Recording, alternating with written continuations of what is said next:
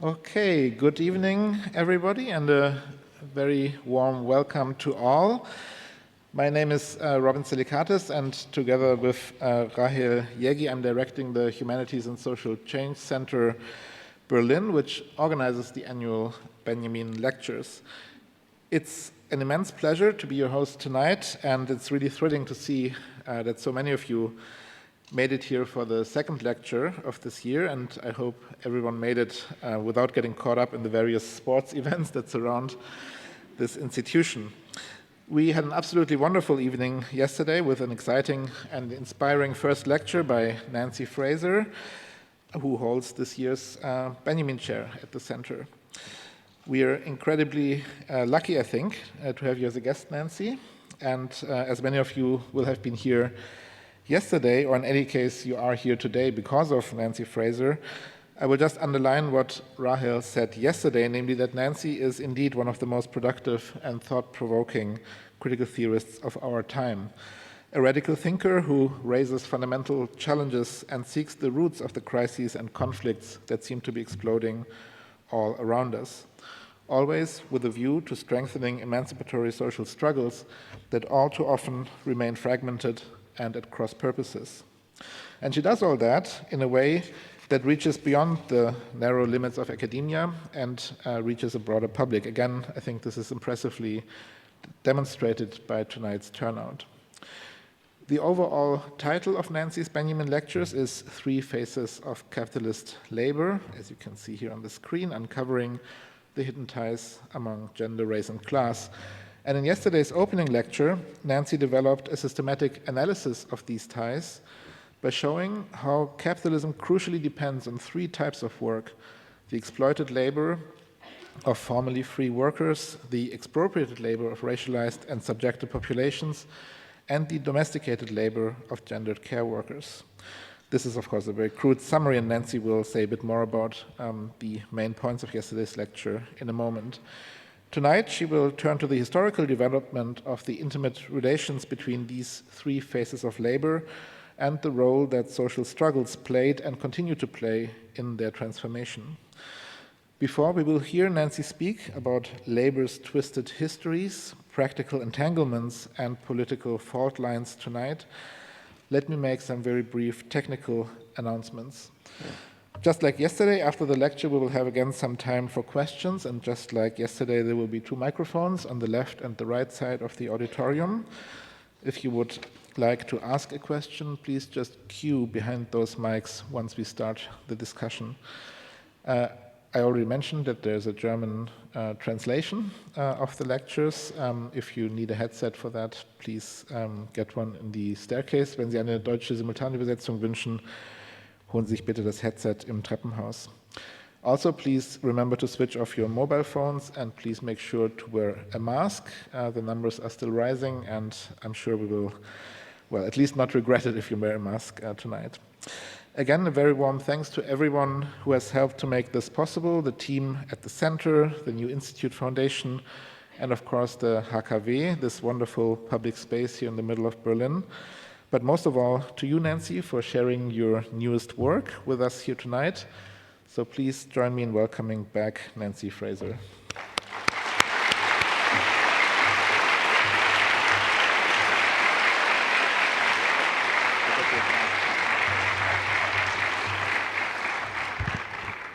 Thank you very much, Robin, for that very generous introduction, and thanks to you and to Rahel Yegi, your co-director at the center, who are hosting me here and making me feel very, very welcome and inspiring me with all the brilliant discussions that go on there. I'm also very pleased to thank the team that runs this beautiful house with this great room. And to the interpreters, obviously I didn't hear you yesterday, but many, many people told me what a great job you've been doing, so thanks so much for that. Okay, yeah, please.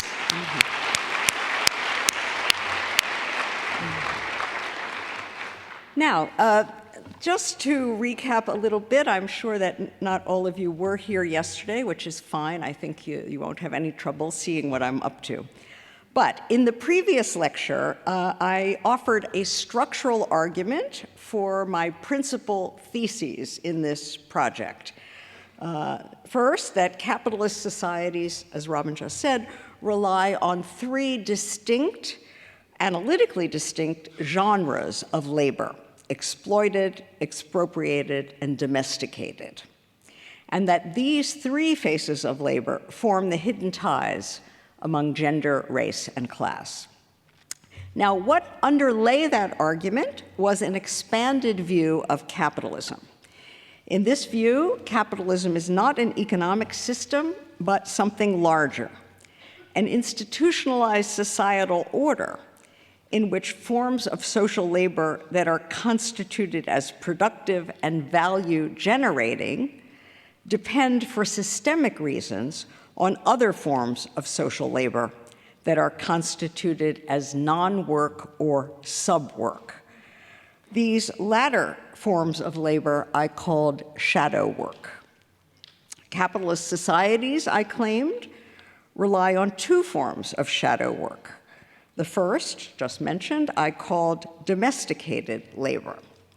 Often called care work or social reproductive labor, this covers a very large range of effortful, need-oriented activity that sustains social communities and replenishes human beings, including, but not only, those humans who are counted as workers. Historically performed by women and often unpaid or underpaid, domesticated labor is chronically undervalued in capitalist societies. Relied on to produce labor power, it is split off from the rest of labor, feminized, naturalized, and tamed. Domesticated labor is constituted as non-work in capitalist society unless and until it becomes commodified. And we'll talk more about that very soon. Capitalist societies also rely on a second type of shadow labor, which I called expropriated labor. This labor is also disdained and under or unremunerated, but in a different way. Assigned to racialized subjects, it is coercively extracted from people who do not fully dispose of their own labor power and are not fully doubly free. Dirty, dangerous, and/or servile, expropriated labor is constituted as degraded animal toil. It counts as work, surely, but it's work that we don't want to see. Taking a leaf from the inventors of subprime mortgages, I call it subwork to indicate its expropriative character, the low status of those who perform it, and the subpar conditions that surround it. These two forms of shadow labor, you can already see, are quite different.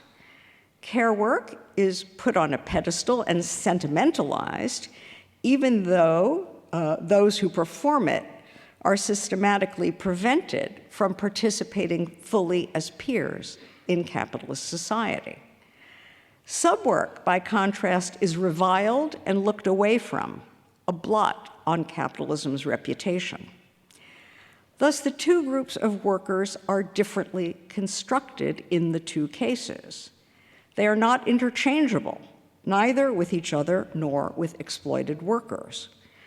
Those among them whom the system treats as surplus and finds little use for do not all belong to one and the same reserve army of labor. Rather, they've been constituted as surplus sub-workers on the one hand and surplus care workers on the other.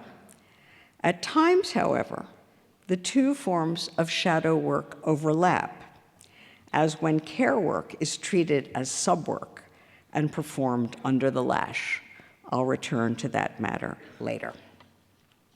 In any case, both forms of shadow work are essential components of capitalist society. Both supply indispensable background conditions for the exploited work that occupies the system's front stage.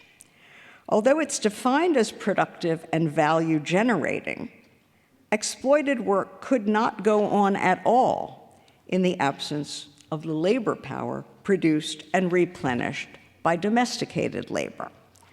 Nor could it generate great profits in the absence of inputs supplied below cost by expropriated labor. Furthermore, waged labor, the tip of the capitalist iceberg, is itself exploited, paid at best for the cost of its reproduction, but not for the surplus value it produces. So capital accumulation depends for its very lifeblood on all three faces of labor working together. Each supplies a necessary piece of the puzzle. It's their functional imbrication in a single system that keeps that process humming. However, functional imbrication does not mean the absence of social divisions, tensions, and conflicts. On the contrary, capitalism relies on an internally divided working class, the exploited, the expropriated, and the domesticated. And this introduces the possibility of intra-class conflicts, as well as class conflicts, including normative conflicts. Some people insist that they've been mischaracterized and therefore mistreated. They seek to move from one classification of labor to another, as in meritocratic equal opportunity forms of liberalism, such as liberal feminism. Others object that the category they've been assigned to shouldn't exist at all, as in anti-slavery movements. Still, others object that outsiders are wrongly moving into their group, threatening to replace them and to bring them down, as in anti-immigrant populism and white nationalism. However, it would be wrong to view such divisions conspiratorially, as deliberately cultivated by the capitalist class with the aim of divide and rule. Such strategies can and do occur, to be sure, but they don't arise ex nihilo out of the blue. Rather, a system that relies on three constitutively gendered and racialized faces of labor provides fertile soil for divisive strategies. It meets them halfway, at the very least. In general, then, tensions around gender, race, and class are baked into the very structure of capitalist society. But whether and how they are resolved is not preordained. As W.E.B. Du Bois insisted, and I spoke about him at some length yesterday, intra-class solidarity is possible in principle, however difficult to achieve in practice. The key question is, under what conditions does it become likely? That's a complicated question which cannot be fully resolved in the abstract, apart from specific contingencies rooted in path dependencies. But one condition, surely, is the one Du Bois remarked on. All parties to an inclusive working class coalition must believe they have something to gain from it. Moral selflessness, however exhilarating in the short term, is not enough. Something more and different is needed to hold intersectional coalitions together for the long haul. Now, in yesterday's lecture, I made the case for these propositions on the structural plane. Abstracting from history, I treated the three faces of labor as constitutive of capitalism as such.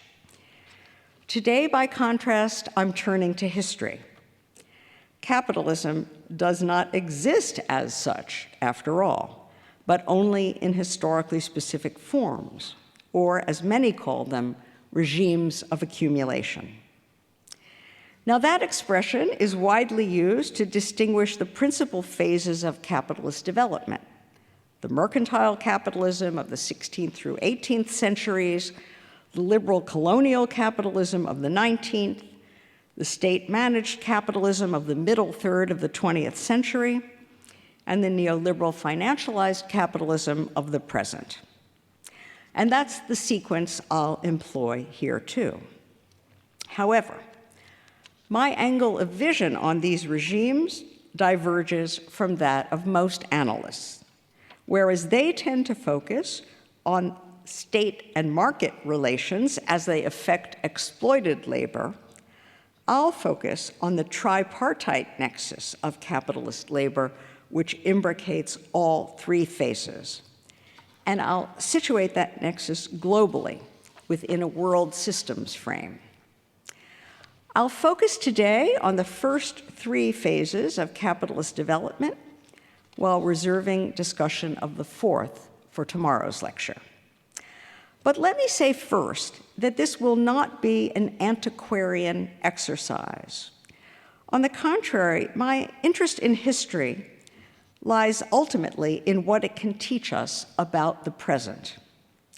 We'll understand more about contemporary capitalism and how we can best respond to its crisis if we looked first at the systems past, including at prior crises and how well or poorly they were resolved.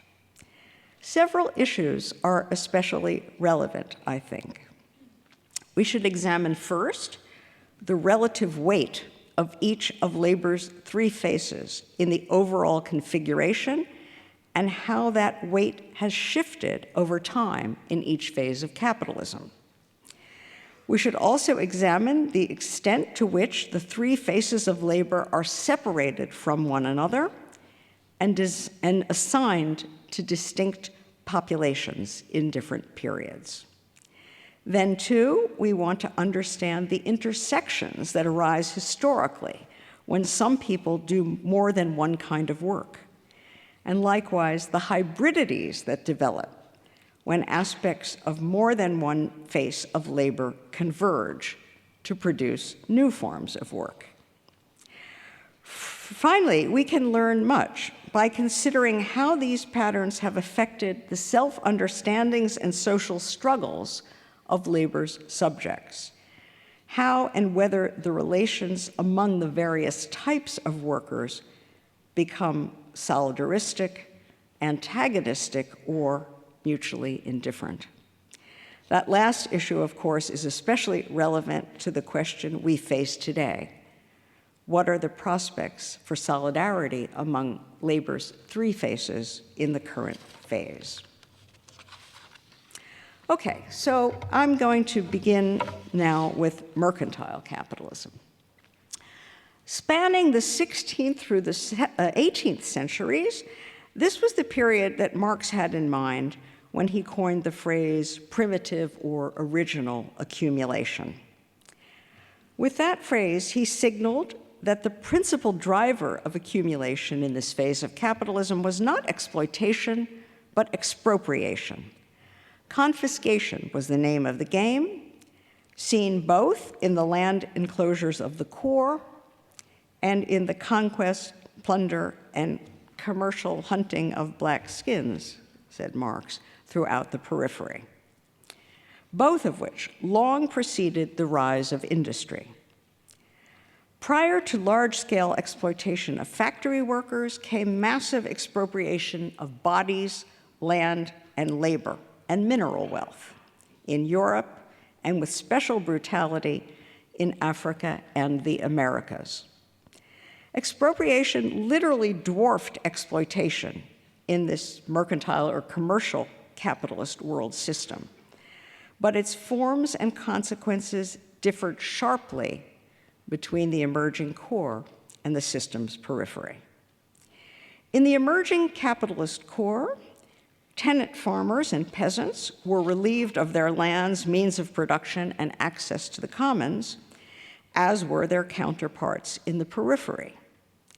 But with a few exceptions, such as Ireland, this was not done by occupying armies that had crossed oceans in pursuit of treasure, nor were large numbers of expropriated Europeans set to work under the lash in plantations and mines. Once freed from customary bonds and entitlements, rather, many such masterless men, they were called, as well as some masterless women, were left to wander the countryside in search of alms and work, aided at times by the church, locked up at times in poorhouses, driven away regularly by local authorities.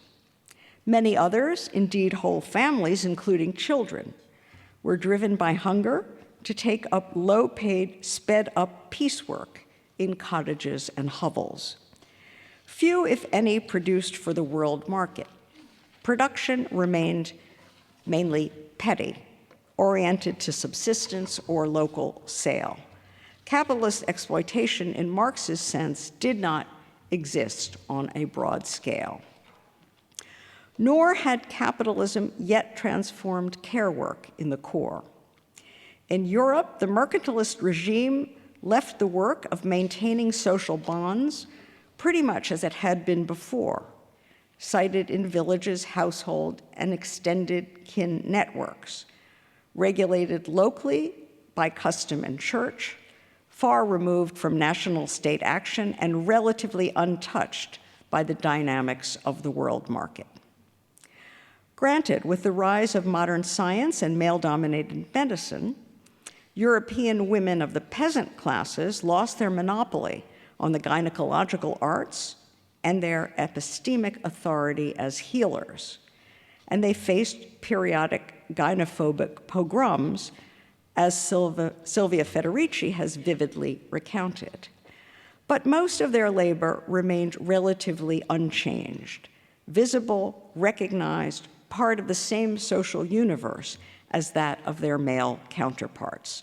For them, accordingly, reproductive and productive work were not yet sharply separated.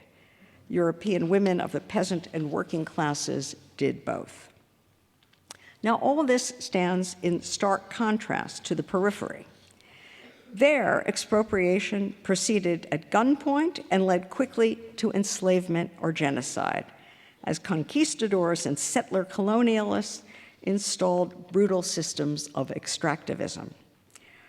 Treating conquered subjects like beasts of burden, they worked them to the point of exhaustion on large plantations and mines. The effect was to transform those who had been engaged in communal labor into unfree subworkers, laboring under the lash to produce commodities for the world market. In the process, moreover, the mercantilist regime violently upended social bonds in the periphery, looting peasantries, enslaving Africans, and dispossessing indigenous peoples. Its agents disregarded all niceties of family, community, and kin. Slave systems transformed social reproduction into coerced breeding on the one hand, and into menial service in the big house on the other, thus concocting a nasty mix of care work and subwork for racialized women. This work was neither sentimentalized nor feminized, and far from being enclaved and domesticated, enslaved women too did more than one kind of work in more than one social space. As Angela Davis observed, they labored in the fields, in the master's house, and in the slave quarters. How did the different populations of workers view themselves and one another in this era? And how did their struggles relate to one another, if indeed they related at all? Characterizing the pre-industrial proletariat in this period as a many-headed hydra, Peter Leinbau and Marcus Rediker have uncovered instances of expansive global identifications and far-flung solidarities, especially in liminal spaces such as the seas. But these were surely exceptional. The more usual situation was mutual ignorance or relative indifference, if not much plain antagonism, between differently expropriated peoples who were separated by vast distances. Where solidarity did emerge, by contrast, was within such communities, among dispossessed men and women, notwithstanding gender disparities. Certainly, This regime generated precursors of the racialized and gendered subjectivations that became so consequential in later phases. But those distinctions were far less sharp in an era when virtually all non-propertied people had the status of subjects and not that of rights-bearing citizens. In this period, virtually all lacked political protection from expropriation, and the typical condition was not freedom, but dependency.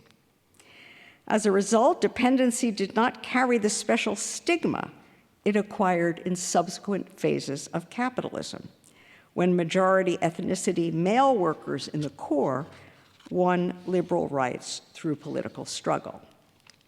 It was only later, with the democratization of metropolitan states and the rise of doubly free wage labor, that the contrast sharpened between free and subject races on the one hand, and between male citizen workers and dependent wives on the other, giving rise to the full-blown racist and sexist status order we associate with modern capitalism. Now, that's precisely what happened when mercantile capitalism gave way in the 19th century to liberal-colonial capitalism. In this new regime, exploited labor made a spectacular entrance on the global stage, but not because it replaced expropriated labor. On the contrary, unfree subwork continued to proceed with a vengeance, becoming increasingly systematized as European states consolidated colonial rule overseas and as the United States dispossessed natives at home and perpetuated its internal colony in the South. Now, however, ongoing subwork in the periphery entwined with highly profitable exploited work in the capitalist core. What was new was the rise of large-scale factory-based manufacturing, which forged the proletariat imagined by Marx, upending traditional life forms and threatening to destroy the social reproductive capacities of newly proletarianized Europeans, just as the previous regime had destroyed those of pre-capitalist communities in the periphery. So this was a new labor nexus, apparently centered on labor's newest phase, the exploited, profit-driven factory work of doubly free proletarians. But that face of labor was deeply entangled with the other two faces, both with unfree expropriated subwork and with the work of nurturing people and communities. Now, we already saw yesterday, when discussing Du Bois, that exploited factory work in the capitalist core was structurally imbricated with enslaved labor in the periphery, that doubly free wage laborers operating machines powered by cheap coal mined by peons transformed cheap raw materials processed by slaves, while their own wages were kept low by cheap food grown on stolen land by dependent peasants. But what we haven't yet seen is that these doubly free factory workers, too, were still subject to expropriation in this period because their wages were often too low to cover their living costs.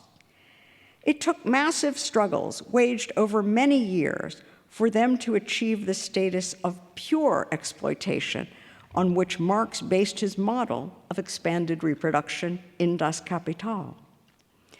Prior to that, they were hybrid workers, exploited and expropriated simultaneously.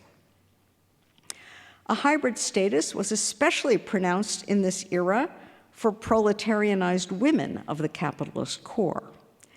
Some were driven to undertake sex work, while others worked long hours in factories and mines, as indeed did some of their children.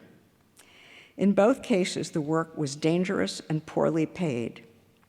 Equally important, it left little time or energy for care work, exacerbating the difficulty of forming families and maintaining homes. The result was a crisis of social reproduction among the poor and working classes, whose capacities for sustenance and replenishment were stretched to the breaking point. In the periphery, meanwhile, the liberal colonial regime continued its assault on indigenous relations of social reproduction. In the Americas, enslaved women's reproductive capacities were violently seized and bent to planters' profit calculations, and their families were routinely torn apart as members were sold off separately to different owners, often across very long distances. Native children, too, were ripped from their communities, conscripted into missionary schools, and subjected to coerced disciplines of assimilation. In both regions, then, periphery and core, struggles erupted on several fronts and in multiple forms, all of which were simultaneously entangled with and divided from one another. From Du Bois's perspective, most, if not all, of these should have been understood as labor struggles. But that designation was largely reserved for the efforts of male European factory workers to better their situation by forming trade unions and labor parties. Whether reformist or revolutionary, their struggles were never merely economic. They became political by necessity, as it became clear that labor rights required political rights and vice versa. When successful, these struggles culminated in white or European manhood suffrage, higher wages, and shorter hours. Such outcomes could be thought of as system-conforming class compromises. They resolve the ambiguous hybrid status of these workers by purging its expropriative face. In the best-case scenario, they became citizen workers who were merely exploited. Working-class women generally supported their menfolk's struggle for suffrage and higher wages, but the effect was nevertheless to set the two groups apart, both with respect to status and with work. In this era, female proletarians did not always control their own wages, which were sometimes paid directly to husbands and fathers. And their cause was usually framed morally as opposed to materially, notably in campaigns against prostitution and for protective legislation, both of which were premised on the idea that women should be in the home. Led by middle-class reformers aiming to save their fallen sisters and to strengthen the imperiled working-class family, these campaigns produced few material gains for poor women, but they had large cultural and symbolic effects. Elaborating emphatic new meanings of sexual difference into an imaginary of separate spheres, Victorian reformers mystified reproductive labor. One effect was to create what Maria Mies has called housewifeization, but principally as a cultural ideal, not as a social reality for the vast majority. Another was to channel emerging feminist energies into struggles for suffrage and against coverture. As interpreted by the movement's middle-class leadership, those issues were framed as matters of political and legal status disconnected from work and livelihood. In the metropole, then, mainstream feminism and trade unionism emerged as separate movements, with the second but not the first construed as a labor movement. Now, that interpretation met some opposition from radical working-class and socialist women. Seeking to forge a stance that would now be called intersectional, they militated within the feminist movement for a pro-working-class perspective and within the socialist movement for a feminist one. But most of these activists prioritized efforts to integrate women into paid labor. They never grasped gendered reproductive work as itself an indispensable face of capitalist labor, one that was systemically imbricated with productive work, let alone did they grasp its imbrication with racialized subwork. And so their proto-intersectionality remained somewhat shallow, caught between and, in fact, eclipsed by conventional understandings of class and gender, work and status, politics and economics. In this era, moreover, anti-slavery became a transnational movement, linking activists of several classes and colors throughout the North Atlantic.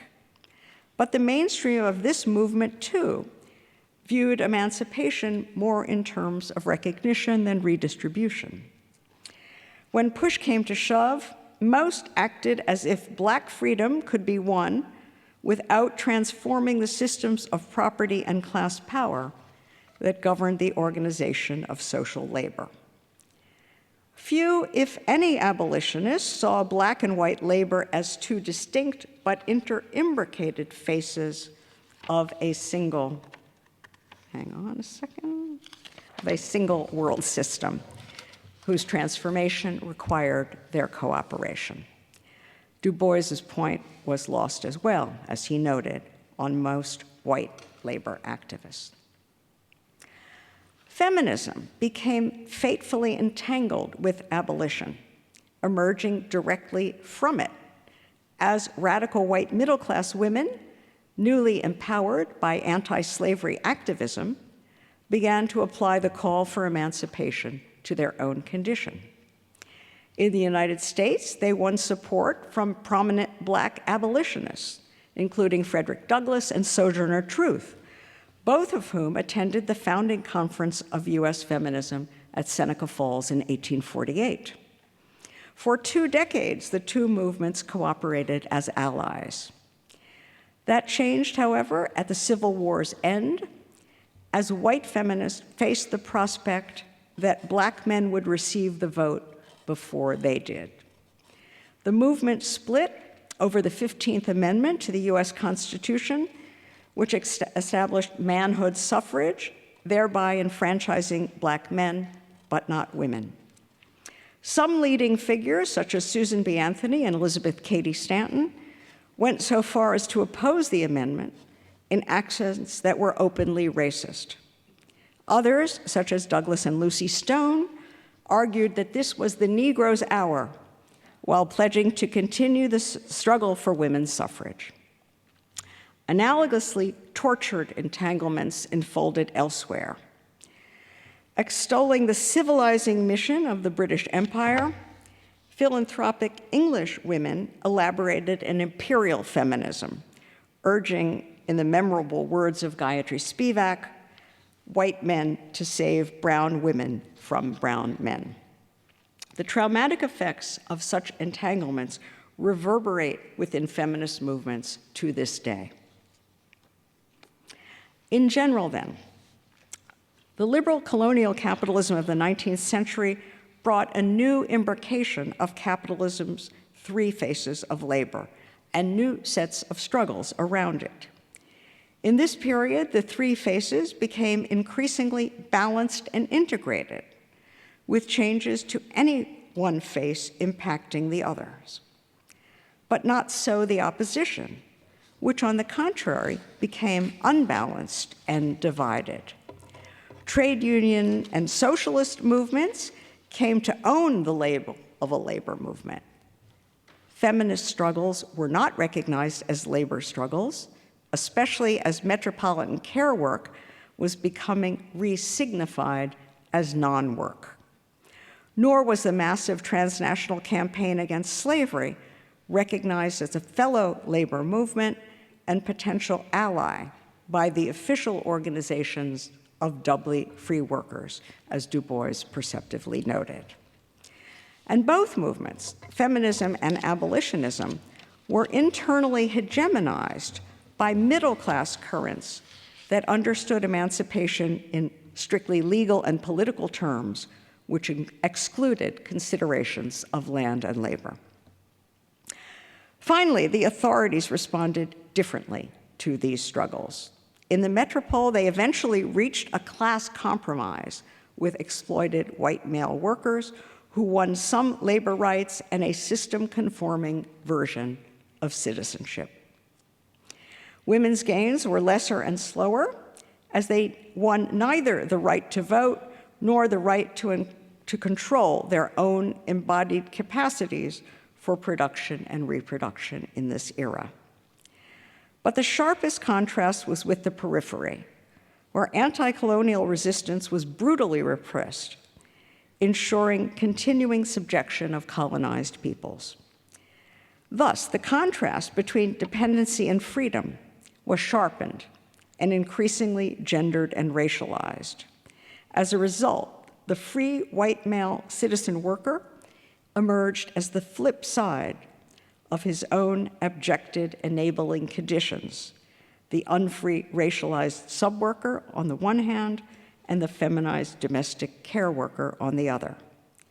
So modern racism and male domination found a durable anchor in the tripartite labor nexus of capitalist society.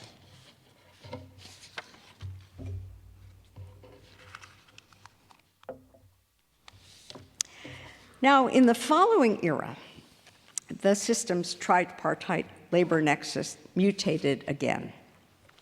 The new regime, which I've called state-managed capitalism, began in the interwar period, talking 20th century here, and was consolidated following the Second World War. This was the heyday of the citizen worker in the capitalist core. Instituting labor rights, corporatist bargaining, and social insurance, this regime regularized the conditions of exploited work in that region and elevated many who performed it. It also tempered capital's assault on care work, at least for some, enlisting state power to organize and/or finance education, housing, healthcare, retirement pensions, mother's allowances, and so on. Constructed as citizen entitlements instead of as stigmatized poor relief, these services socialized some reproductive labor and eased pressures on working-class families. For the first time, a substantial fraction of exploited workers in the core fully expunged the expropriative underside of their situation, enjoying job security, risk protections, social services, and wages that were roughly sufficient to support a family. These workers became full members of society, politically incorporated, stably employed, respectable, able to form and maintain families. Naturally, these arrangements affected the conditions of expropriated subwork and domesticated care work, both within the core and in the periphery. In the core, both types of shadow work continued, but their social meanings shifted. As the star of exploited labor rose, that of expropriated labor fell, not so much materially as psychosymbolically. In an era that proclaimed the dignity of the citizen worker, it was anomalous, shameful, and stigmatizing to be left behind. The United States is perhaps extreme, but not wholly exceptional. There, agricultural and domestic workers were excluded from social insurance, which effectively denied social citizenship to many people of color. Those workers of color who were admitted were included on inferior terms. Having migrated north, some of them joined the ranks of industrial labor, working alongside white workers on the factory floor. And this was for sure an advance. But the dark proletariat, as Du Bois called them, did dirtier jobs for lesser pay, which failed to cover their full living costs. And they remained subject to harassment and humiliation, even to outright violation in northern cities. Expropriated as well as exploited then, they came to occupy the very hybrid status that their lighter-hued counterparts had just recently vacated.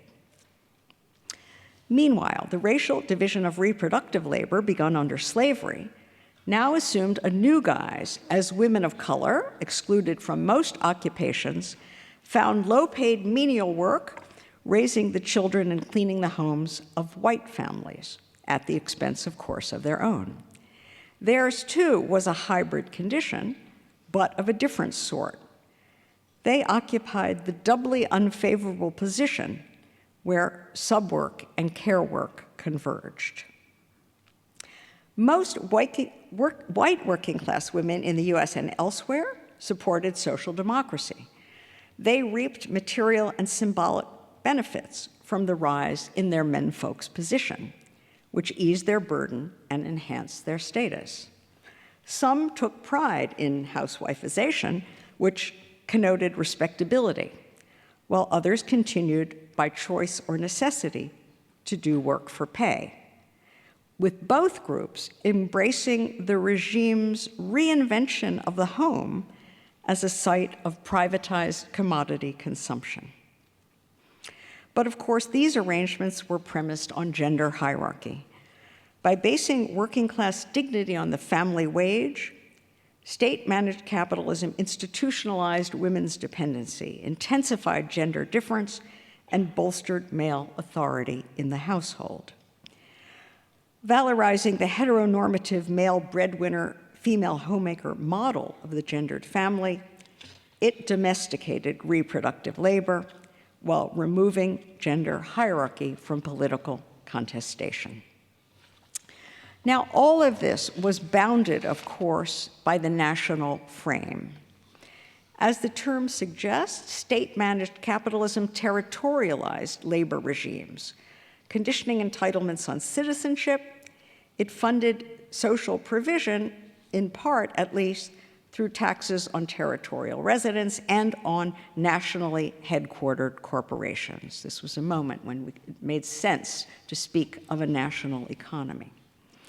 In the wealthy states of the core, then, the regime increased the material and symbolic value of citizenship while sharpening the line between those who could claim it and those who could not.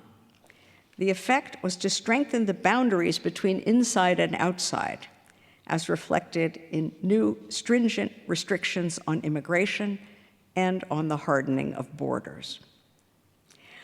These developments were not simply national, however. Rather, they were integral elements of a global system. Part of what financed democratic advances in the core was wealth siphoned from what was then called the Third World, both before and after decolonization. So metropolitan working-class gains were inevitably linked to processes ranging from colonial tribute extraction to corporate land grabs, which established expropriated subwork as the majority condition in the periphery, while also wreaking havoc on the practice of care work there, both in the countryside and in the growing urban slums. Poor women, especially, were caught in the crosshairs, subjected to neo-patriarchal backlash as some anti-colonial fractions adopted neo-traditional gender ideologies to signify their difference from the imperialists. Certainly, independence promised to raise the status of ex-colonials from dependent subjects to right-bearing citizens. But their rights lacked fair value in a world system premised on unequal exchange and soon on US hegemony. In every region and along every face of labor, state-managed capitalism saw an explosion of social struggles. This was a democratizing era in which workers who won some gains were emboldened to fight for more, while those who'd been left behind resolved to overcome. Many of these efforts were labor movements in Du Bois's sense, although not all were recognized as such, including by participants themselves, let alone by one another. And they were often out of sync with each other, with one movement waxing as another waned. Consider the 1930s when Du Bois was writing Black Reconstruction. In this decade, which was a decade of revolutionary ferment, the prospect of an inclusive labor democracy reemerged from decades of dormancy. In the US, the CIO, that's the Congress of Industrial Organizations, launched a bold new initiative, organizing workers based on industry as opposed to craft, uniting skilled and unskilled workers, immigrants and native-born, blacks and whites, men and women, notwithstanding white working-class racism, interethnic antagonisms, and plenty of sexism. In Europe, too, exploited labor mobilized, attracted to revolutionary parties left and right, and oscillating at times between them, also mainly with the support of working-class women. But the latter, the working-class women, were interpolated quite differently from the two ends of the political spectrum, as workers by communists and socialists, as mothers by fascist and right-wing nationalists. Undergendered, you might say, in the one case, overgendered in the other. In the non-fascist world, at least, women emerged into the light as workers in the Second World War.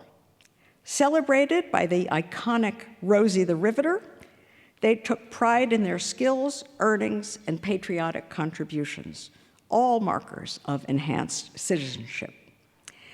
Their ascendancy had a feminist element, to be sure, but not because they participated in an identifiable women's movement.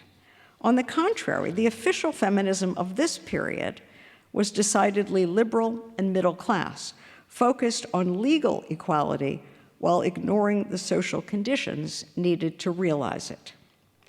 At war's end, moreover, Rosie was sent, if not back home, at least to more feminine work. It turned out that she had held her war production job on loan from Roger and was required to return it to him. Thus, although it was stretched in wartime, the gender division of labor remained intact, indeed was reinforced by suburbanization in the 1950s. Now, African Americans faced a problem related to Rosie's, but responded to it differently.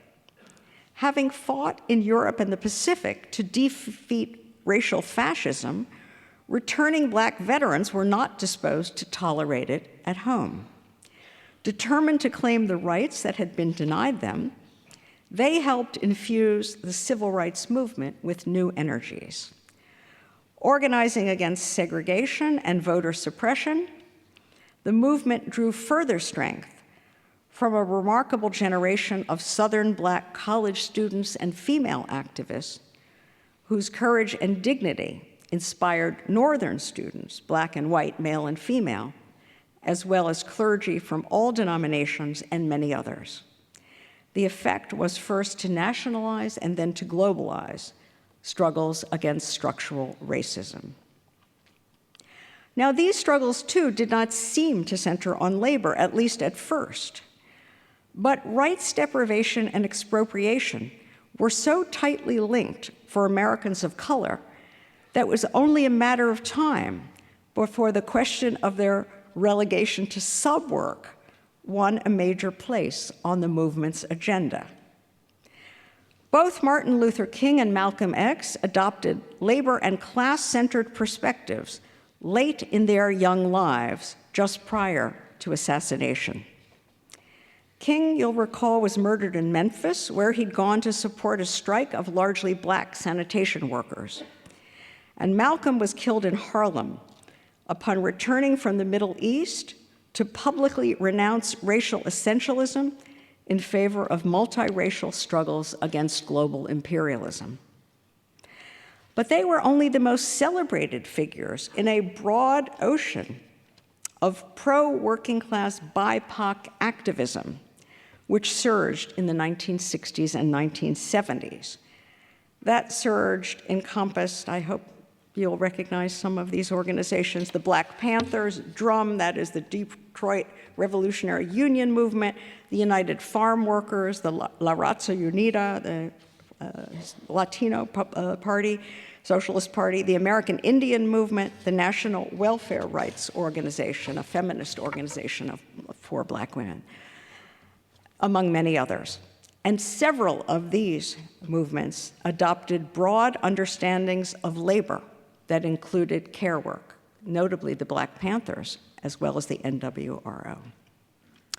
All of these currents, moreover, were anti-imperialist, opposed to the Vietnam War, which was disproportionately slaughtering US soldiers of color along with their Vietnamese brothers and sisters, as they called them.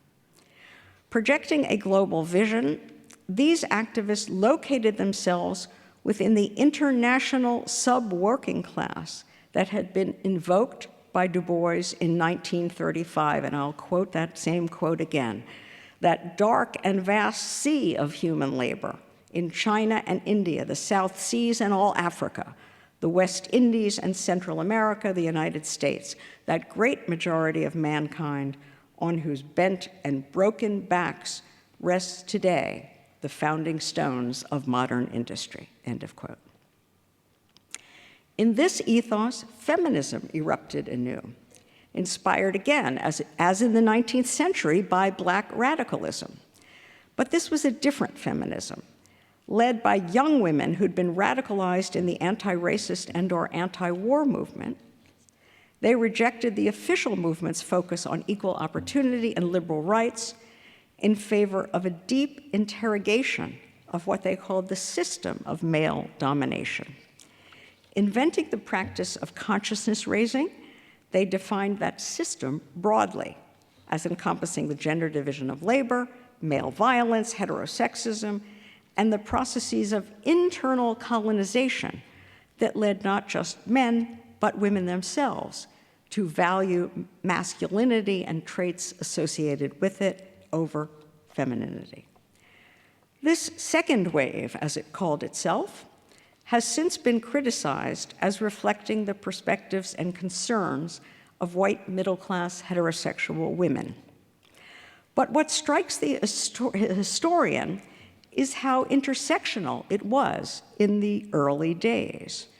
For radical New Left and Black Power women, feminism was necessarily and by definition anti-racist, anti-imperialist, and anti-capitalist.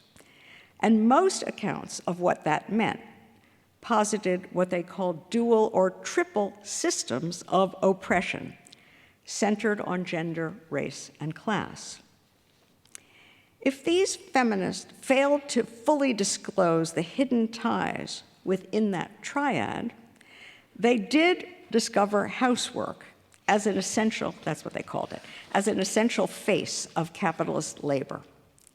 And as I'll explain tomorrow, that discovery was never fully suppressed in the following period, even as corporate crack-the-glass ceiling feminism appeared to eclipse the socialist, Marxist, and Black feminism that had pioneered intersectionality avant la lettre.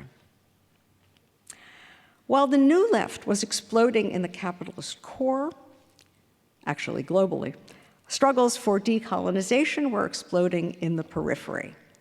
The latter, too, partook of this global revolutionary ethos and contributed greatly to it, as radical anti-capitalist currents emerged within independence movements. These did not always prevail politically, to be sure, but they were intellectually generative, creating powerful new understandings of imperialism as a deep structural feature of global capitalism. Witness theories of dependency, unequal exchange, world systems, and an international division of labor founded on racialized subwork. Most radical anti-imperialist currents in the periphery were in direct communication with anti-racist theorists and activists from the core, although fewer connected with feminists or took on board their insights. In practice, of course, nationalist currents generally predominated. In most cases, really existing independence was premised on national cross-class alliances as opposed to global working class solidarity. As a result, its gains accrued disproportionately to privileged strata. But radical insights survived in this field too, and retain their relevance even now in a world from which neither peripheral subwork nor the global color line has been eradicated. In state-managed capitalism, then, each face of capitalist labor became a site of intense normative contestation and social conflict. Here, too, as in liberal-colonial capitalism, exploited workers in the capitalist core were most successful in being counted as workers and in improving their situation. By contrast, care workers and subworkers had to fight an uphill battle for such recognition, let alone for real redistribution. In this period, then, although the three faces of labor were tightly imbricated, they did not give rise to three equally recognized and equally empowered labor movements allied in an inclusive pro-working class front. Nevertheless, there were moments, as the regime unfolded in time and in space, when something approaching the scenario that Du Bois hoped for could be glimpsed. First, in the 1930s, when Black Reconstruction was being written, and again in the 1960s and 70s, when it was being rediscovered by a new generation of radicals and activists. In neither case did the project, which I'm calling for and which maybe we could call Du Bois Plus or Du Bois Plus One, three labor movements, in neither case did that come to fruition. In the first case, the Popular Front won broad support across all three faces of labor, but the front was internally under-differentiated. The expropriated and domesticated faces did not speak in their own names or in their own voices in a prominent way. Their condition was overshadowed by that of their more empowered, exploited counterparts. In the second case, the 1960s-70s, the converse was true. What appeared to be a broad working class front was perhaps over-differentiated. The voices of the domesticated and the expropriated came through loud and clear. But the traditional exploited working class did not find its place within the coalition, in part because a substantial fraction within it supported the Vietnam War. And that was another huge traumatic split. Thus, the three faces of labor scenario, the alliance of three labor movements, ran aground in both of those eras. In the first place, it was finally shut down by Cold War anti-communism, which ended radical experimentation. In the second, as I said, it ran aground on the Vietnam War, which split the ranks of labor in the broad sense. But both those moments left precious traces of a possibility whose time might yet come. Both left historical experiences and bodies of thought for us to build on. I'll consider how we might do that in tomorrow's lecture. Thank you very much.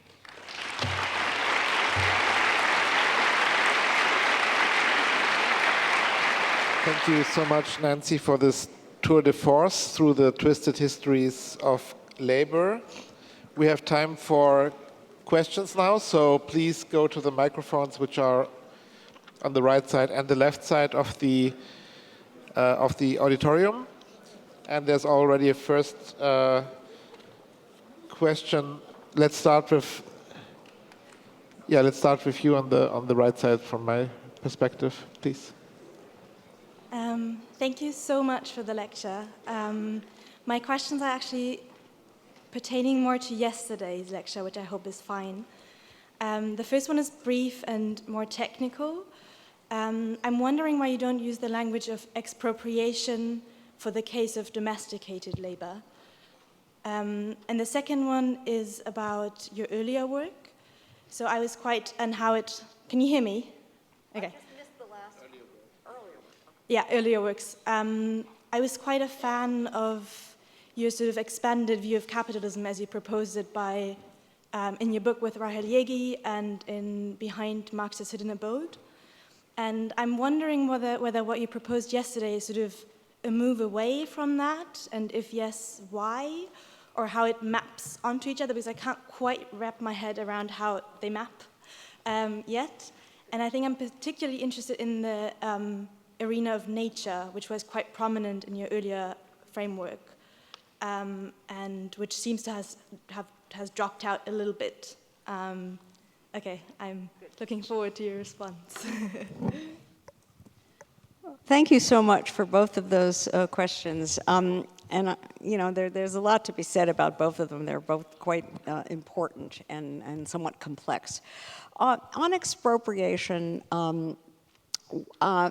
what I want to stress there is the violence of it. And this is not in any way to make light of or deny the reality of violence against women, but the sort of scale and consistency and regularity of violence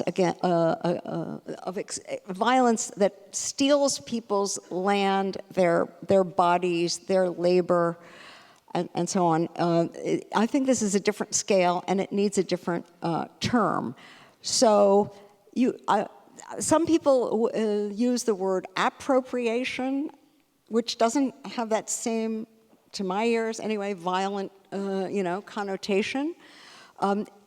I often use the term free riding. I think capital free rides on women's labor, domestic care work labor, domesticated labor, and even when it's paid for, it's so underpaid that in that sense it has that economic element of expropriation, but because it's sort of treated more as non-work than as sub-work, or at least that's my argument.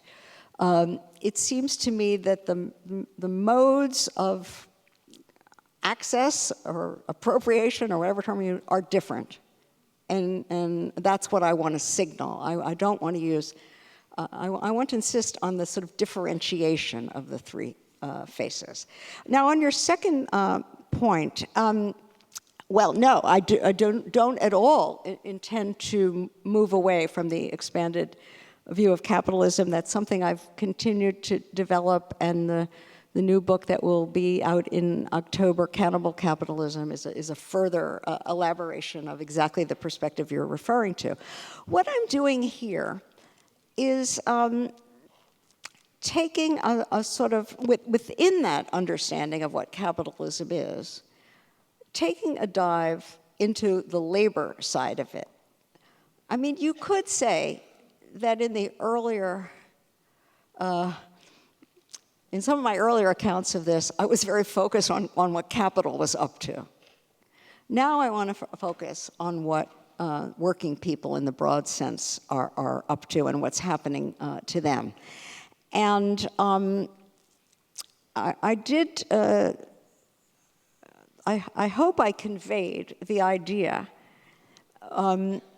by talking about sort of front stage work and shadow work, that it's the same idea as in the writings that you're referring to. The idea that there is, something, a hidden abode behind the hidden abode of factory work. But in this case, I'm focusing on the labor that's behind it. Now, the question of nature was raised yesterday, and I'm very glad you've raised it again. And I even went home and thought about it further last night and wrote some new paragraphs about it for tomorrow. So you guys are making me think, which is great.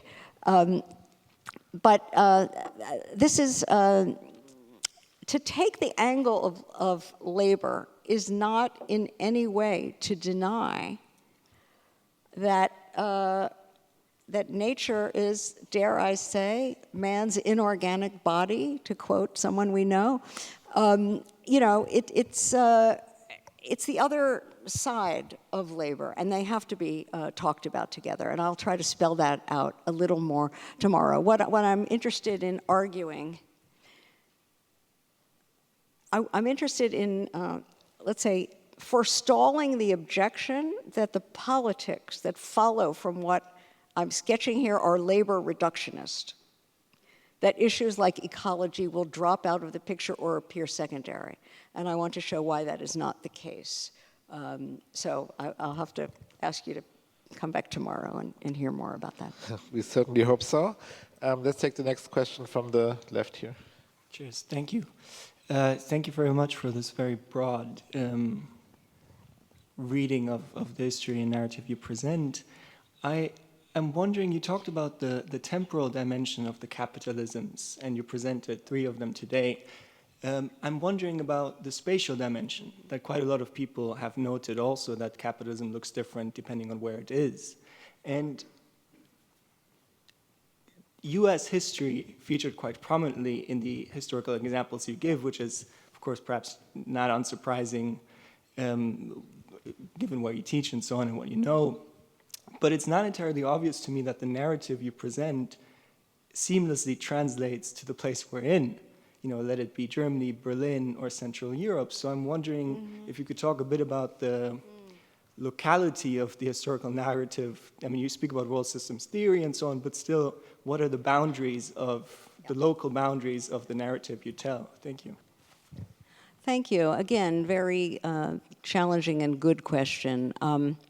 So, I mean, I want to say that in dealing with a spatial dimension, I'm starting from the idea that capitalism is from the beginning a world system, even though it doesn't draw literally everybody on the planet during that time into it in the most direct way. But it is a world system. And in trying to chart how the 3 faces of labor are geographically separated or in some cases converge, to me that is, right, an important part of the account of the spatiality. So, for example, my original idea, by the way, was to actually include the present in this lecture, but it got so long, and you know, I'm going to present it instead tomorrow. But I mean, obviously, we all know that there's been a huge shift in the spatiality of capitalism in our time, with the relocation of a huge amount of manufacturing away from the historic core to the so-called bricks, or whatever, I don't know if we should still call that semi-periphery, but whatever. So to me, the temporality and the spatiality are important. You might think that the state-managed regime is specific to the core, but I don't believe so. I didn't really say much about it, but I see the developmental state in the new post-colonial states. They're developmental states, import substitution, industrial import substitution, and so on. I see them as also taking that more enhanced role, granted with far fewer resources and power and so on. So yeah, I may not have succeeded, but my intention was definitely to address the spatial thing. Now, in terms of U.S. centrism, I mean, I just have to freely acknowledge my limitations. I sit where I sit. I know what I will. I try to find out about what I don't know, but it's always an uphill and challenging thing. So I will rely on on people like you and whoever else can to tell me more about what we should be saying about Central Europe in these times. The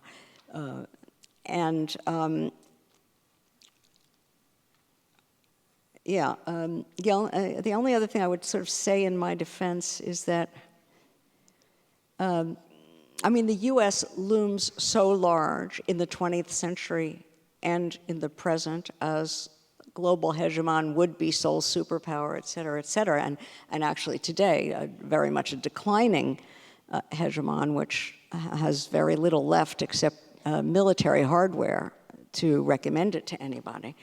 Anyway, given its prominence, which would be almost as important as the British were in the 19th century, that might in some way justify attention to the U.S. Thank you. And let's switch to the other side again. Yes. First of all, thank you. It fills me with great hope to see your focus on the question of how we can instill more solidarity between these classes, which is something I feel we urgently need, and that you focus so much on how we can actually bring that solidarity about. So in the spirit of Du Bois thinking that what's required is that we feel that we have more to gain than we have to lose by adopting this spirit of solidarity.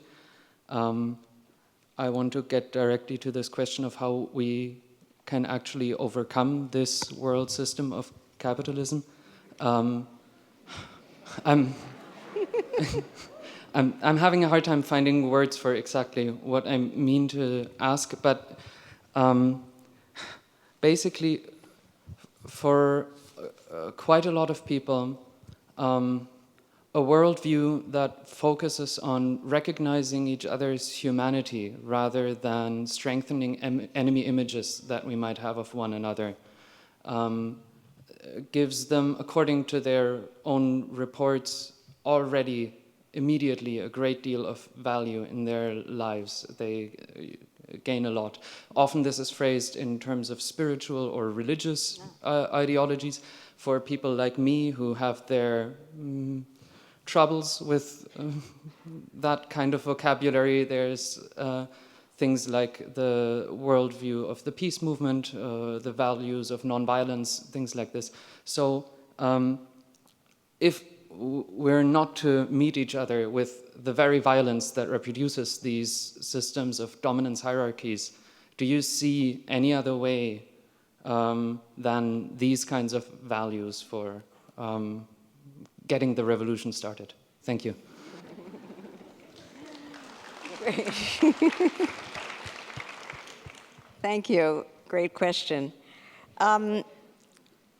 Look, the values that you are invoking are terrific.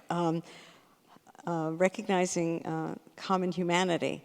The question, I have several thoughts about it. One is just the question, which I sort of hinted at, whether the full meaning of what it means to recognize common humanity can be done in a way that does not also recognize differences, all right? So there's this whole question of how we put those two sides of the thing together, and it's not easy. At the very end, of what I said here, I evoked the idea of a movement being under-differentiated and then possibly over-differentiated. And these would be two problems to avoid. Now, how you find that sweet spot and what exactly it means, I'm not sure what to say at the moment, but that's the aim. Now, the other thing I wanted to say is you gave an eloquent defense of the idea that maybe this sort of moral or spiritual commitment is enough to create solidarity. And I guess I want to raise a couple of doubts about that. It seems to me that with some rare exceptions, and they do exist, but for the most part, that stance is only available to people whose immediate situation is not existentially threatened. It's not so available to people who are literally fighting for their lives, which so many people are. I think that there is a kind of privilege that and I myself partake of this privilege. I'm not trying to moralize against, but we have to recognize that there is a kind of privilege there. And when I said, and when Du Bois said, and I'm really echoing him, that white workers have more to gain than to lose by allying, he was talking about abolition and trade union, by allying with expropriated black workers. He meant that the sort of moral stance was not going to be widely available to them. You know, just read Upton Sinclair's The Jungle or something. You can get a vivid sense of kind of what they're going through. So his idea was that however much we want to talk about their privilege, it's pretty pathetically small, and the real beneficiaries and the main enemy is capital. So the question is to make the case for that, to make that argument, not just as a logical argument, but in a palpable, right, way, that if we changed this system, their lives would be so much better. But that can only happen through this kind of much broader front of this, use that word again, expanded working class that goes with an expanded view of capitalism. So, so that's really what I meant to say. And now the last point is this little line that I stole from Habermas: social reality has to meet you halfway. It is meeting us halfway today because of the dire and declining situation of traditional working class people who are losing. People who were purely exploited and are being dragged back down into expropriation. With the end of the family wage, with the weakening of the unions and so on, with the spread of precarious low-wage service work, and so on and so on. So those people are, they're desperately looking for something. They don't want to go on in the same way with whatever the ruling parties are that, And unfortunately, they're making some bad choices, some of them, as we well know. But to reach them, and it's crucial to reach them, I think one has to make this other case, not that it's morally right, but that you will be a much happier and better off person if we do this. That's it. Thank you. And let's take the next question from over there. Thank you for recounting the different historical junctions of capitalism. It's very useful. I guess I'm wondering whether the dyadic world system framework that you've employed is actually triadic. Because you differentiated between the core and the periphery, but I mean the neoliberal age, the semi-periphery seems to be very important. For example, the phone that we're using today are manufactured in a semi-periphery, which is China, which is or People's Republic of China, which is a power that's challenged, as it seems, at least in the eyes of, I guess, Washington, challenging the U.S. hegemony. And I just want to know how you plan to deal with the semi-periphery as an analytic component in your narration. Thank you. Yeah. Thank you. You know, when you said dyadic world system, I thought you were going to ask me about communism, because that is, you know, which I said nothing about, and that would take some doing, which I'm not prepared to get into right now. But semi-periphery. Well, I think that with respect to China, I wouldn't even use that term. As you say, it's a potential hegemonic, or if not, you know, a multipolar, very great power, and I'm sure it will step out and do that before too much longer. I can't say when. For me, the categories of core and periphery are not geographically fixed. They shift. So countries that were colonized, move as things change, and countries that were once in the core become semi-peripheral. You could say that at a certain point that happened, say, to Portugal or whatever. I think the categories are the right categories, but we need to map, and a lot of the struggles, I would say back to this question of Central Europe, a lot of what's going on now, especially in relation to Ukraine, but not only, is a kind of struggle of where the line between East and West is going to be. And that has also been a line between core and semi-periphery or even periphery at some points. So these things, not only do they shift with these labor nexus shifts and with other things, but they're contested, right?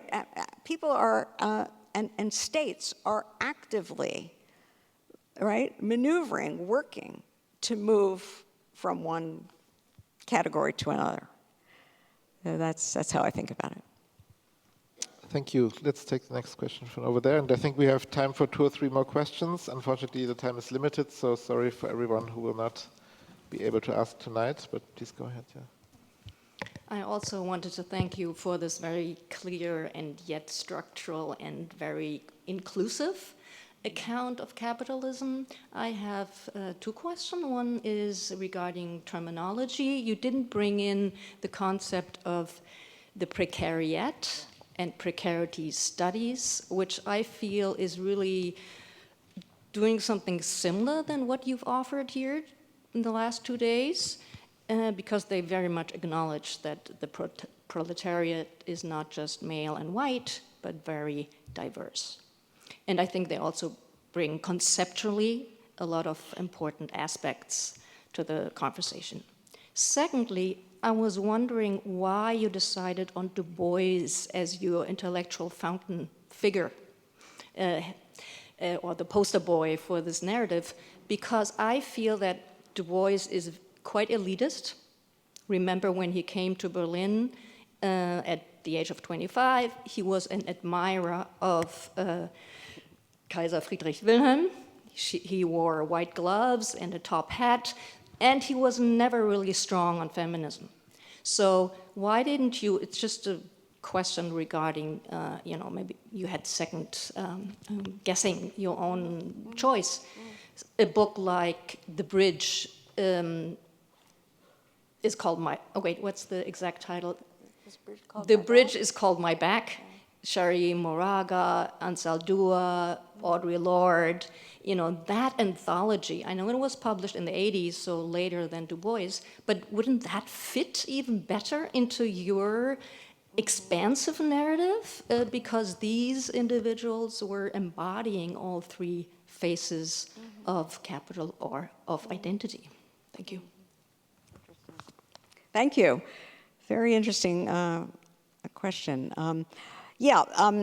Well, certainly this question of the precariat is front and center in the present regime of neoliberal financialized capitalism, and I'll have quite a bit to say about it tomorrow. It doesn't mean that there was never precarious labor in other times.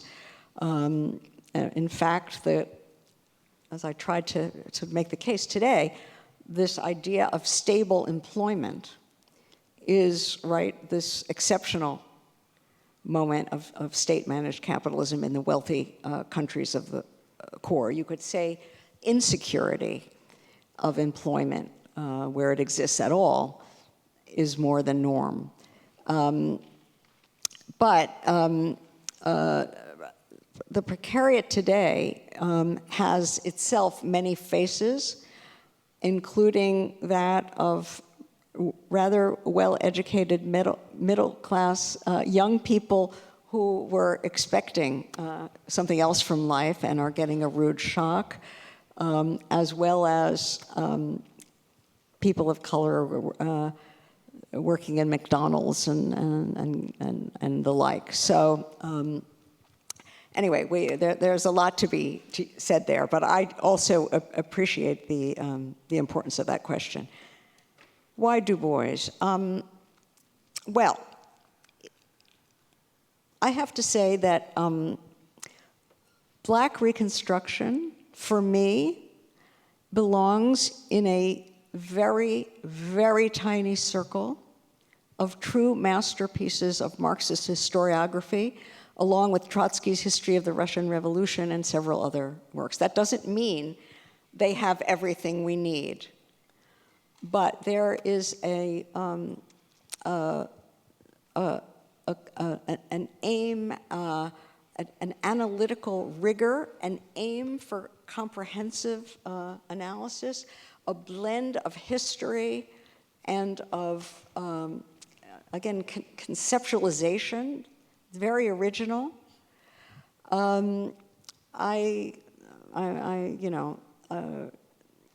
That Du Bois wore white gloves and was a kind of Black Victorian from Great Barrington, Mass, or wherever he was from, is true, but it's not important to me. What I care about is the thought and the book. That doesn't mean that you don't see in the thought and the book some traces of that background. And then the final reason is that I literally,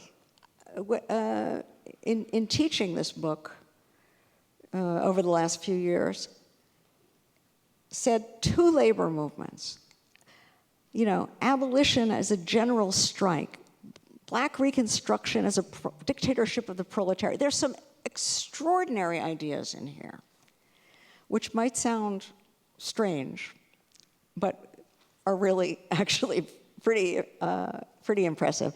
And I said to myself, great, but why not three? He inspired this whole line of thought, and so I'm sticking with him for all these reasons. Thank you. Let's take one more question from this side on the left. Yeah. Thank you. I'm from Africa. I'm saying this deliberately because in many economic analysis, Africa is bungled as one country, which is not bad sometimes. I'm involved in a study that examines the impact of China's Belt and Road Initiative infrastructure projects, its impact in Africa, especially impact on laborers from the local perspective, laborers, domestic workers, and that kind of category. Of course, the Chinese influence in Africa has a lot of narratives and counter-narratives. My question now is one. If Karl Marx came back today, was he going to be pleased or disappointed by China, given its economic model and aggressiveness? Thank you.